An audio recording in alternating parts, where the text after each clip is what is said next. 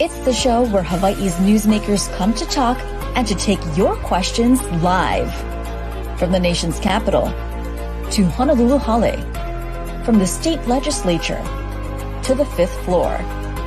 We bring the experts to you and ask them what you want to know. Spotlight Hawaii with Yanji Denise and Ryan Kalei-Suji on the digital platforms of the Honolulu Star-Advertiser.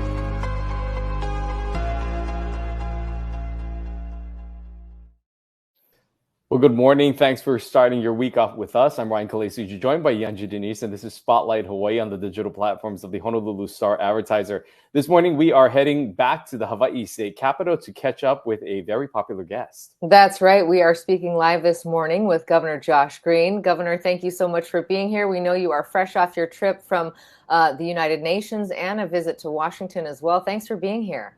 Thank you. It's great seeing you guys.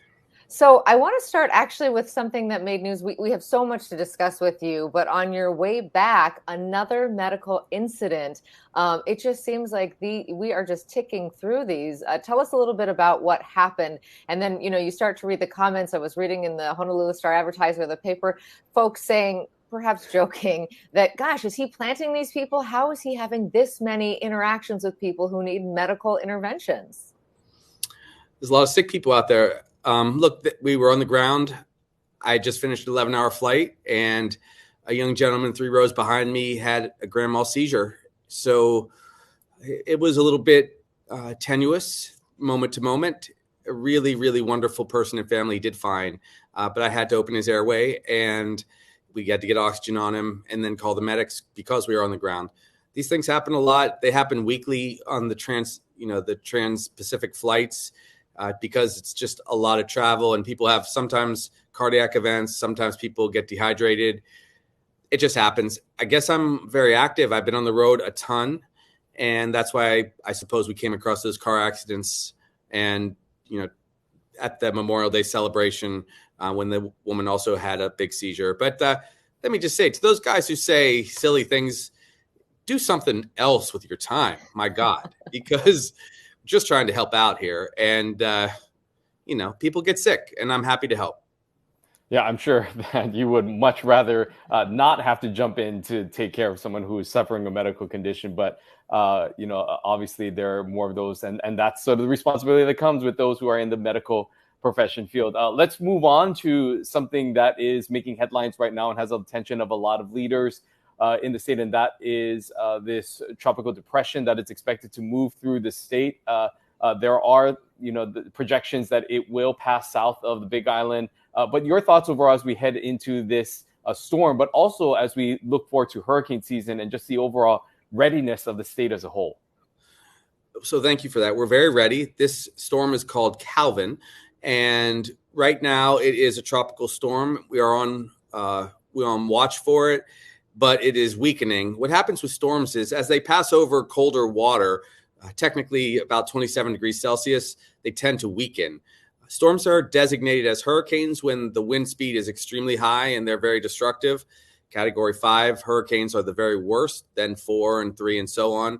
Then it moves to tropical storms, which have wind patterns that are about 40 to 70 miles per hour, still very destructive, still cause sea surge. And then after that to the level of tropical depression, which is probably where we will land.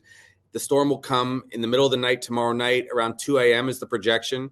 It is trending more southern right now. So the southern part of the Big Island, particularly the Kau district, some of Hilo, some of Kona, are at this moment more in the line of the storm. But it will likely weaken. We will give updates as we go. I would just say this. The storm season is from May until November. Always be ready. You should have 2 weeks of water, 2 weeks of medicine, some additional food in your household. You should also know where you're going to go if you have to go to a safer place. And that's what the counties are very good at. They, on their websites, have all of the sites where you would go and be protected from the storm. We will give you constant updates, though. At this moment, I'm pretty confident that the storm is weakening sufficiently that it won't do much damage, but we'll be ready. We will prepare some emergency proclamations at the county and state level just in case we have to have extra resources. We've already spoken with FEMA, and I want people to be reassured that we're ready. The storm winds are going between 60 and 100 miles out from the center, and so it could be quite windy. Also remember the last thing, it's not just the winds, also the rain and the water. We'll likely get 4 to 7 inches of rain, and that could mean flooding in certain areas. You don't want to drive through deep water. You just never know if you're going to get swept away. So all these things are considerations, but we'll happily give updates as we go. We have had a pretty quiet couple years as far as storms go. Last year, I don't believe we had any major storms, any hurricanes to speak of that got very close to Hawaii. So I don't want people to be complacent. My team, though, when we were serving as lieutenant governor, we sat in on a lot of these meetings and we're very well informed about what we have to do. You know, I want to go back to your point about readiness, and on the individual level, I think there's an interesting article in the Honolulu Star-Advertiser today talking about a study that was done about readiness and just showing that there are a lot of pukas on every level when it comes to being prepared, especially when it comes to food and supplies. I think it's just difficult for a lot of families to think about what 2 weeks of food looks like, what 2 weeks of water looks like. What kind of advice do you have for people? And on the state side, do you feel like you have enough resources to be ready, considering that many residents likely will not? We do have enough resources from the department standpoint to clear debris, to make sure that we bring emergency medical services to others. Of course, we're good there. And we can always mobilize more resources quickly from the feds. The thing that we would really have to worry about is if we ever had a direct hit on the harbor. If the harbor here in Honolulu was ever damaged significantly, then we're in deep trouble. It's why my team has already begun quietly to plan for a much greater capacity in the future, increasing all of our harbors, but maybe even developing a much larger second harbor in the future. So that's what we have to do. But for now, yes, people have to envision what 14 days of water and food would look like. You know, this is your opportunity to have a bunch of processed and junk food around because it will keep in your closet. Okay. So it's not my normal recommendation as a physician, but these are the kind of times you have to have some supplies. We also do have emergency rations available. Let me give a special shout out to Chad Buck. He's one of our superstars outside of the government who runs the food service that brings in food to the islands, and he is just excellent. So we have a lot of contingency plans that we're building, but historically, we have less than 2 weeks of food in the islands. So a direct hit is the danger that we have. Well, I'll be tracking this storm as it continues to move closer to the islands and get updates from your office as well as other leaders as we continue to watch and monitor this. We started the conversation talking, of course, about that trip back home, but you're actually coming from the East Coast. If you can spend a little time sharing about some of the conversations that happened in D.C. when you met with other governors there. Some of the things that people may not understand is the importance of these types of conferences, bringing all these governors together. Outside of that, we also know that there are other conversations that happen, meetings that happen with different private entities that governors are also able to build relationships with. What can you tell us about this most recent meeting in D.C. or New York, I should say? New York, yeah, it's an honor to serve with these other governors. I go the extra mile to not make things partisan, so I spend a lot of energy on that so that I can work in a good space with Democrats and Republicans. There are good ideas on both sides of the aisle, particularly where we do things like emergency preparedness, for example, like you were just talking about. They've been dealing with a lot of wildfires, of course, over the last few years in the West. It helps because I have input from them on that issue from the Western Governors Association. The Eastern governors are dealing with housing crises. And as you know, today I'm going to make some pretty major announcements. We'll talk about that in a little bit about housing and our emergency here. But I get ideas from them. I share ideas too. They've been very keen on hearing what we're doing on homelessness. They're actually enamored of our project that we did just outside of Queens Hospital, the Kauhale, to help people who are struggling and suffering, but need both housing and healthcare. There's a lot that we can share, and we did that. And I also did have the great honor of getting to speak in front of the UN, speaking on the question of sustainability. We have these things called sustainable development goals across the globe, and they need a little help because we have to deal with our energy crises. We have to deal with global warming and climate change in general. So I've been designated as one of those people that will bridge the gap between the federal government and states and smaller nations. That's why I was speaking at the UN. So I really appreciate the ability to go and brainstorm. I like to share what I feel about healthcare issues, as I'm the only physician in a governor's office right now. So that's how I approach this. It was a special trip, I do have to say. And I miss being home. Work stacks up here. Often I'm working early before the East Coast, calendar gets going and late after because our hours are so different. But it's okay because what we want to do is position Hawaii in a way where the federal government respects us more than ever. I see an opportunity for us to reach out towards the Indo-Pacific based on my position on sustainable growth. It also helps me with the other governors when the feds are investing in Hawaii because they get just a little jealous, and it motivates them to do a little more work too. So it's a good thing overall. I'm glad to be back though, and today we're doing some very major things on housing. So there's a lot of prep on that plane before landing back here in Hawaii. I know that you have a major announcement later today. Can you give us a bit of a preview of what we can expect from that? Yes. So for the last 6 months, we've been preparing an emergency order or emergency proclamation on affordable housing. We have spoken with over 200 groups and people, mostly those who are working in development or environmental protection, to make sure that once and for all, we begin to address our extreme shortage of houses, of housing units. Let me break this down, though, so people, before they get all upset, and some people are going to love this, some people might have a little concern. Why do we need an emergency proclamation on housing? Because we have an emergency shortage of houses. Everybody knows it. Everybody who's trying to rent or buy a home certainly knows it. We need 50,000 more units right away. We have to kind of get over ourselves. We've set up so many barriers to building affordable housing for our working families that we can't build enough housing for nurses. So we have a nursing shortage. We can't build enough affordable housing for teachers. So we have a teacher shortage. Same thing for firefighters. Same thing for so many other essential workers. Right now, the median cost of a house on Oahu is $1.1 million. Statewide is $850,000. For condos, it's around $600,000. You have to right now earn $253,000 as a family to comfortably afford a house, especially with interest rates where they are.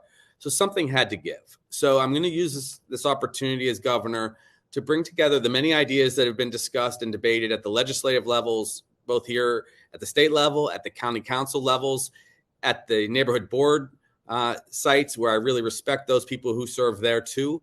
I'm putting those ideas together with my leadership. Nani Medeiros is at the point of this discussion, and we are going to do the following. For a year, we're going to be under emergency rules to build housing. We're going to authorize a lot of housing, affordable housing, to be built that's been in the pipeline. Right now, there's already 50,000 units that are in the pipeline, but they've gotten stuck somehow because there's too many fees, or they can't get permits, or because their financing gets hung up because of the many, many rules that are redundant at the state and county level. So we're going to bring these rules internal. Inside our governor's office, there will be a committee called Build Beyond Barriers, which will cut the red tape very significantly. We will also dispense with some of the impact fees and the general excise tax, some of the more redundant rules. And meanwhile, I want to reassure people, this is important. We're not going to be doing any building on conservation land. We're not going to be doing any building on important ag land. We're just going to streamline this process because right now it takes like 9 months to get a building permit. I mean, it's really nuts. And it takes so much effort to even convince someone that they should do a development here that by the time they get through all the paperwork and the bureaucracy, they leave. They give up on the project. So somebody had to take this problem in hand. We worked with the legislature. I'm doing this for the next year. I hope that they will ensconce it in legislation if they think it's going to work. It's very important because this red tape is killing us, and we're losing our young people. We're losing all of the great young people that would love to stay and live in Hawaii, but they just can't possibly afford to buy a house and stay here. So that's my purpose of doing this emergency affordable housing proc. Please distinguish that from the homeless emergency proc, which, by the way, hasn't hurt anybody. It's working great. We're getting Kauhale started. People need to trust a little bit, and they need to understand that sometimes executive action is necessary for the big problems. I would love not to have to use emergency rules, but we all know this to be a giant problem. Just want to clarify on that with that emergency ruling, because we have heard the legislature be somewhat critical of the fifth floor for using these emergency proclamations for things that maybe aren't deemed as essential or emergencies. Are you saying that you've already had these conversations with leadership in the House and Senate to address maybe some of those concerns and warrants this form of approach with an emergency order? Absolutely, we have. In fact, I believe at our press conference today, we are very likely to have the chairs of the Senate and the House Housing committees. And of course, I speak with the Senate President Speaker all the time, and many of my former colleagues in the legislature. Some of these things are just too difficult to pass legislatively, but doing them in an emergency rule setting for a year is quite efficient. I will, however, like I said, give them a bill with all of these provisions with a 3-year sunset on it, meaning it would expire after 3 years, that I think they should do. For example, we're going to adjust the land use rules to go from a cap of 15 acres where you can build a development in a streamlined way to 100 acres. And we'll have the county councils make the determination whether that's okay. That was a bill this year that got bogged down at the last minute when I believe a member from the Land Use Commission had some concerns. But these concerns have to be worked out. And the legislature was unable to stay on for another month to work out the concerns. So I'm taking up the charge, taking the responsibility. And for those who would complain or be concerned, they should and will come and sit on the committee. For example, some of the environmental organizations who I love, who of course are concerned at different times when we try to force the building of housing because we have to. But look, they should come and sit on the committee also, because I want to be fully transparent, and we will do that. We're the most transparent administration ever. I'm on TV talking about these things day and night. You know, I'm here with you. I will give you the details. You can read the emergency proclamation later today on our website. Everybody should know that we're trying to be responsible, but we've suffered now for decades a shortage of housing, and we see what the result is, which is young, great people leaving. So that's not okay with me. That's why we're doing this. You know, it's so interesting, the dynamic that exists now with social media. You will see a lot of crazy comments. Look, just read the thing and see whether or not we do a good job building housing. I mean, it's not rocket science, but we do have to help. And I'm going to expedite a lot of different parts of government in the next 3 years. I mean, we just have to do better getting people to come back to Hawaii, like the healthcare initiative that we're pushing. We're going to repay everyone's healthcare debt if they come and serve in Hawaii. I'm sure someone will raise their eyebrows and say, why are you paying for nurses' loans? Well, because we need to take care of our kupuna. Why are we building housing in an expedited way? Because people are homeless. I want to drill down a little bit, and I know we have some other topics to get to, and we always run out of time with you, but let me understand this. How will this interact with the county regulations? Because we know that the counties are the ones in a large part who write the building permits and who issue the building permits, rather. So forgive my ignorance on the process, but what red tape specifically are you getting rid of? How does that streamline the process? And that 50,000 that you mentioned that was sort of stuck in limbo, how much do you expect to be sort of flow through the process once this is signed? Well, we believe actually this can increase the time. We can cut it down 90% if we do a good job here. The time that it takes from an application to completion of a project. One of the things, for example, and we're going to empower the counties with these rules because, as you know, state law supersedes county law, just like federal law supersedes state law. Okay, so what we do in this proclamation, for example, is we allow for third-party professionals to do the permitting to help the counties get it done. And just so everyone knows, we checked with labor leaders because we respect them to make sure that was okay. They'll put together a memorandum of understanding to make sure that that's all Pono. But also it really helps the counties because, for example, Mayor Blangiardi has a huge backlog. It's just so hard. So many people want to make adjustments to their houses here and build small buildings and build second quarters so that they can begin to have more family members stay with them. And it takes a long time. We've all seen that in the newspapers over the many months and years that we've been reading about this problem. So this is going to be one thing that we do. We're also empowering the counties to let their county councils approve large projects, up to projects on 100 acres, up from 15 acres, like I mentioned earlier. That's a big difference because a 100-acre project, that's like a big housing development. Now, we'll still make sure that we protect iwi kupuna. For those who aren't as familiar with those words, that's bones from our elders. We are totally committed to the sacred in this administration.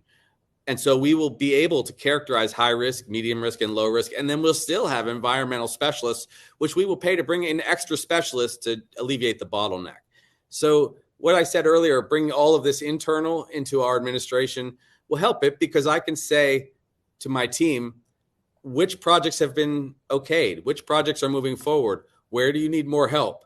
Rather than doing it all kind of in sequence, one, then another process, we're going to do a lot of this in parallel, and that will cut down on the time.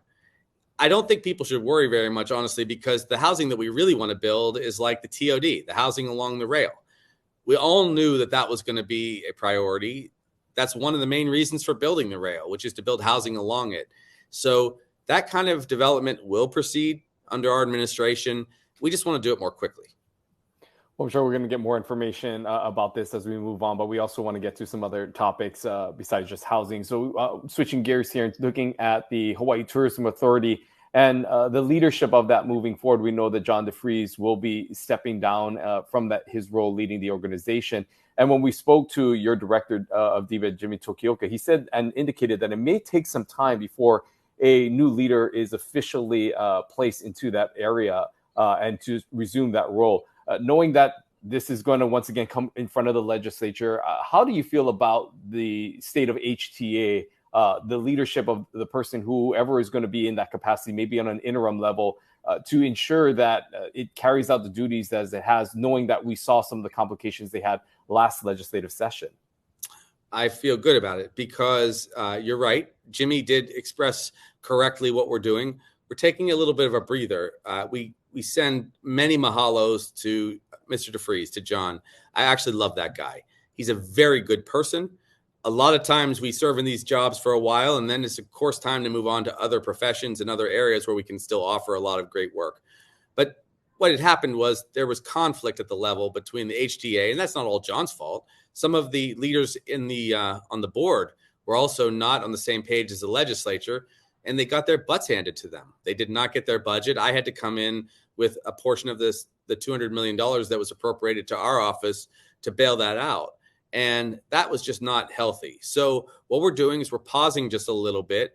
We are consulting with the Senate and the House to find new board members that are strong, that are well respected, and also that will be more direct so that they can be on the same page. Because I would like to think that we should have good organized tourism process in a state that relies almost entirely on tourism for our economy.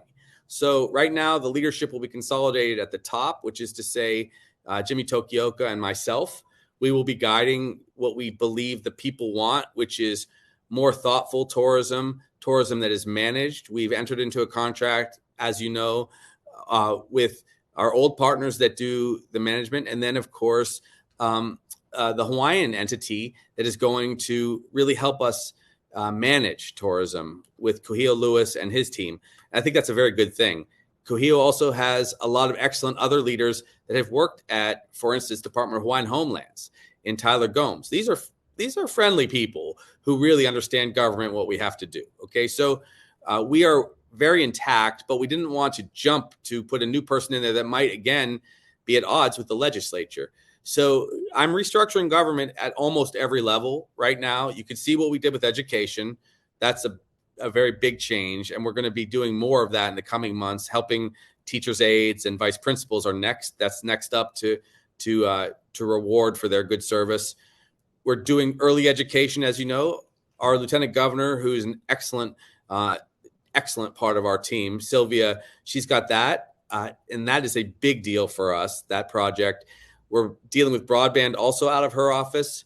We're reestablishing a healthcare base with the program I mentioned earlier, and we're building out housing once and for all. So everything had to be kind of revamped after some relatively quiet years because of COVID. And that's why I'm not jumping to. Now, we are going to have quite a big surprise for you for the board, for the HTA board in 2 weeks. So stay tuned. It's on the level of Governor Abercrombie. Oh, wow. Okay. Well, that's quite a tease. We're gonna have to book you back in 2 weeks. I want to ask you to actually put your physician hat on for a second for this next question.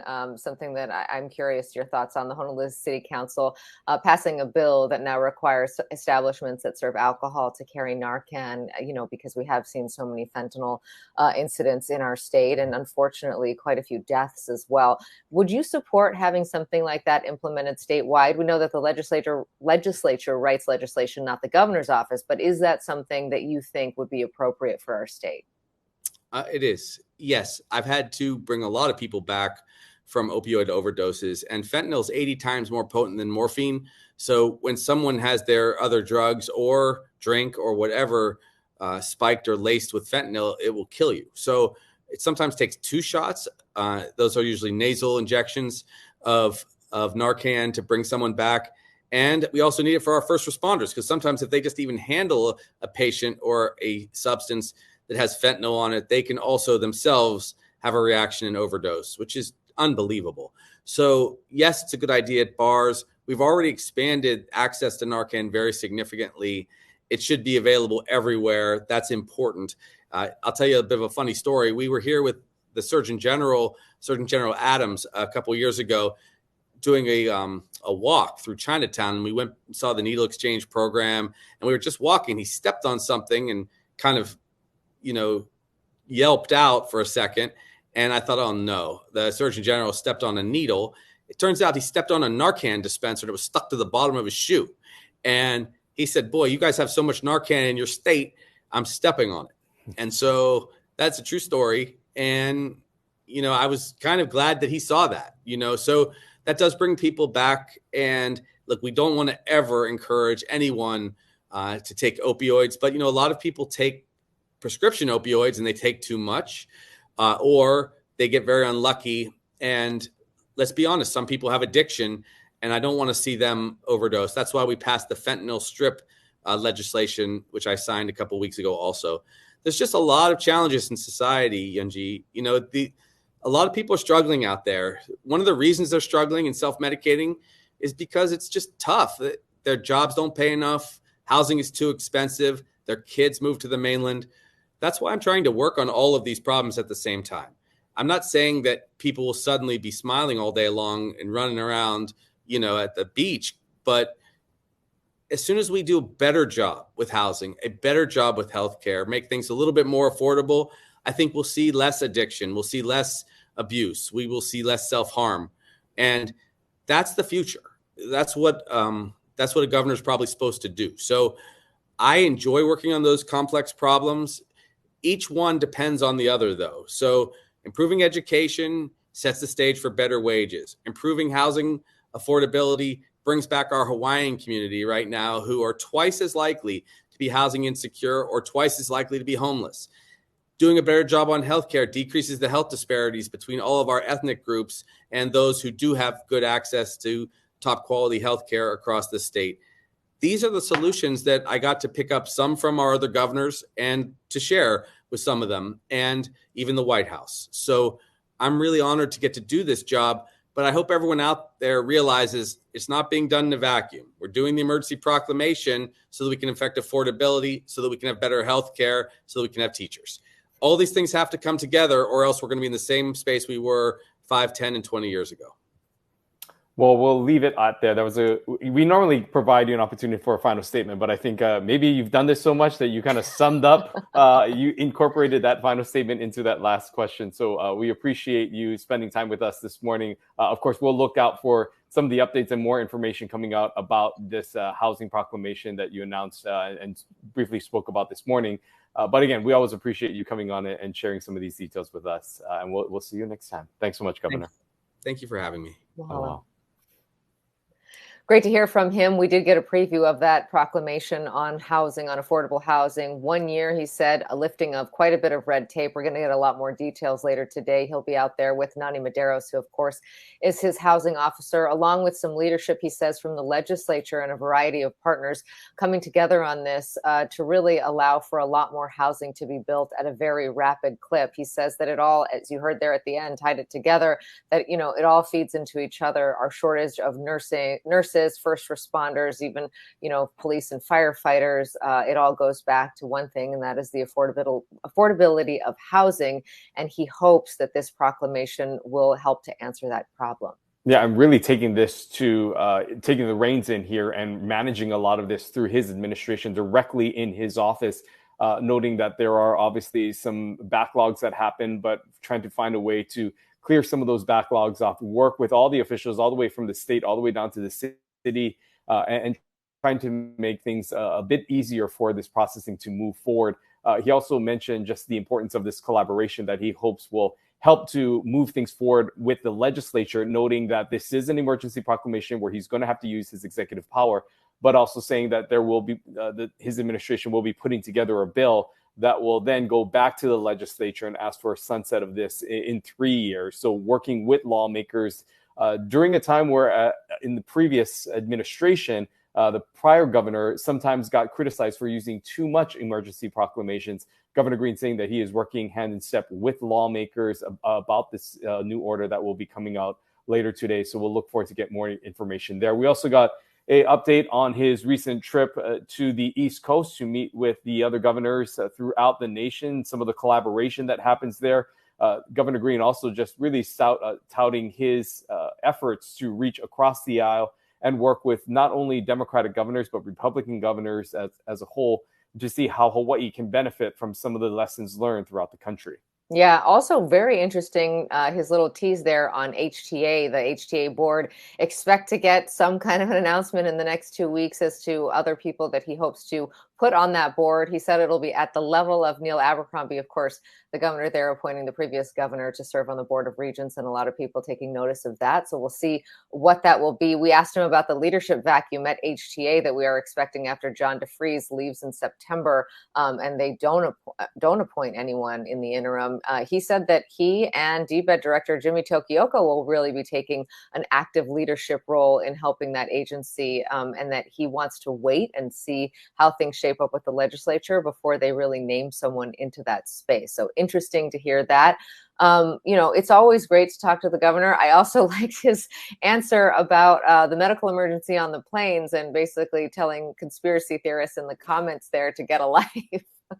Yeah, just the governor, very popular these days, really coming to the aid of a number of people in a number of different settings over the past few months. But as a governor who's active and out in the community, and as someone who has a medical background, that will happen. And so I will not be surprised if we see more of these types of situations pop up with the activity that Governor Green involves himself in throughout the state and the number of people that he comes in contact with.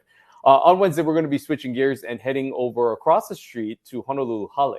Right. A lot going on there, including the thing that we talked about last with the governor, which is that Bill 63, I believe is the number, which requires now bars that are establishments that serve alcohol to carry Narcan. We're going to be asking Tommy Waters about that. Also, still a lot of heat heading toward the council when it comes to that 64% pay increase that happened over there. Some of the council members saying that they are not going to accept those raises.